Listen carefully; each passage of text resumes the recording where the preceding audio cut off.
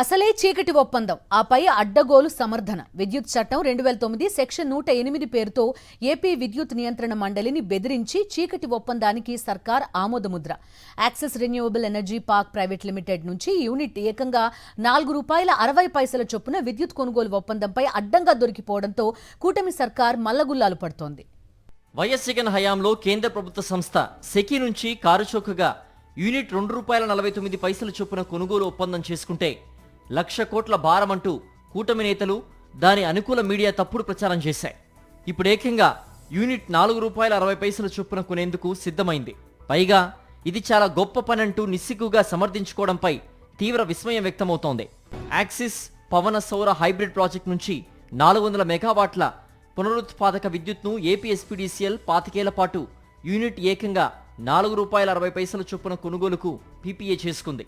గత ప్రభుత్వ హయాంలో ఈ ఒప్పందాలను రద్దు చేయగా నాడు ఏపీఆర్సీ సైతం తిరస్కరించిన ఒప్పందాన్ని కూటమి సర్కార్ మళ్లీ తెరపైకి తెచ్చి 108 సెక్షన్ పేరుతో బెదిరించి ఆమోదింపజేసుకుంది. ఈ అడ్డగోలు ఒప్పందాన్ని సాక్షి బహిర్గతం చేయడంతో రాష్ట్ర ప్రజలు నివ్వెరపోయారు. యాక్సిస్తో ఒప్పందాన్ని వెంటనే రద్దు చేయాలని ప్రతిపక్షాలు, మేధావులు, విద్యుత్ రంగ నిపుణులు, సామాజికవేత్తలు డిమాండ్ చేస్తున్నారు.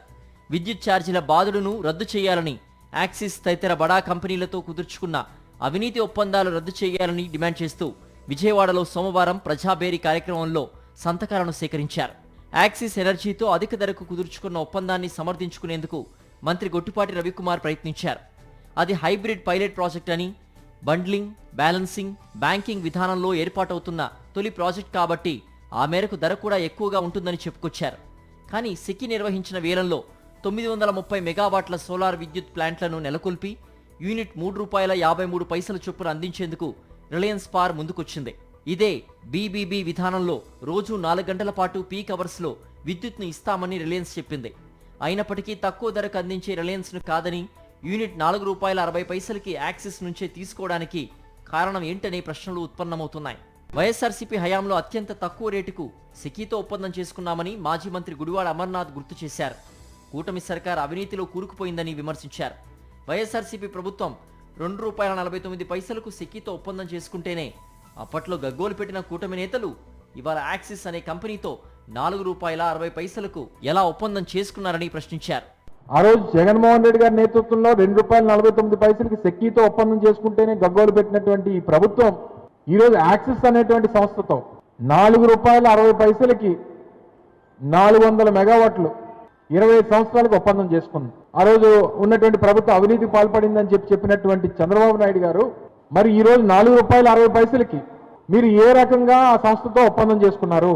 కూటమి ప్రభుత్వం విద్యుత్ కొనుగోళ్ల పేరుతో మరో దోపిడీకి శ్రీకారం చుట్టిందని ధ్వజమెత్తారు సిపిఎం కార్యవర్గ సభ్యులు బాబురావు. విద్యుత్ ఛార్జీలు తగ్గిస్తామని ఎన్నికల ముందు హామీ ఇచ్చిన కూటమి అధికారంలోకి వచ్చాక ఆ మాట విస్మరించిందని, ప్రజలపై 15,000 కోట్ల భారం వేసిందని ఆయన మండిపడ్డారు. నిజంగా పీక్ టైం ఉండేది 2 గంటలు 3 గంటలే. 2 గంటలు 3 గంటల్లో పీక్ టైం కోసం అనే పేరు చెప్పి రోజంతా సప్లై చేసే దానికి అధిక రేటు ఎందుకు చెల్లించాలి? 25 ఏళ్ళు ఇప్పుడు సోలార్ విద్యుత్ ₹2కి ₹1.30కి దొరుకుతూ ఉంది.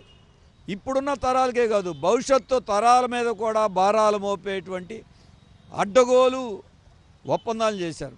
కూటమి ప్రభుత్వం విద్యుత్ కొనుగోలు ఒప్పందాలను అడ్డగోలుగా చేసుకుంటే ఎల్లో మీడియా ఎందుకు మాట్లాడడం లేదని ప్రశ్నించారు మాజీ ఎమ్మెల్యే గడికోట శ్రీకాంత్ రెడ్డి. కూటమి ప్రభుత్వ పెద్దలు నియంత్రణ మండలిని కూడా భయభ్రాంతులకు గురిచేసి విద్యుత్ ఒప్పందాలు చేసుకుంటున్నారని ఆరోపించారు. ఈ కార్పొరేషన్తో అత్యంత తక్కువగా జగన్మోహన్ రెడ్డి గారు ₹2.45 యూనిట్కి ఒప్పందం చేసుకుంటే ఏ రకంగా వ్యవహరించారో ఆ రోజు గతంలో అనేది మనం చూసాం. ఈరోజు మరి ₹4.60కు ఒప్పందం చేసుకున్నారు. దీన్ని ఏమనాలి? ఎంత దోపిడీ జరుగుతోంది ఇక్కడ. దీని గురించి ఎందుకు ఏ మీడియా మాట్లాడట్లేదు?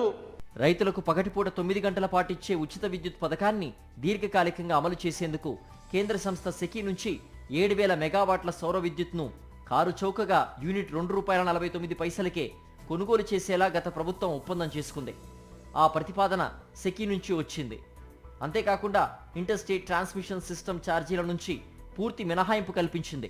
ఇంత మంచి ఒప్పందాన్ని చేసుకున్న మాజీ సీఎం వైఎస్ జగన్ను అభినందించాల్సింది పోయి చంద్రబాబు, టీడీపీ అనుబంధ పత్రికలు దుష్ప్రచారానికి పాల్పడ్డాయి. ఈ కుట్రలన్నింటినీ ఏపీఆర్సీ పటాపంచలు చేసింది. సెకీతో ఒప్పందం సక్రమమేనని మండలి తేల్చి చెప్పింది.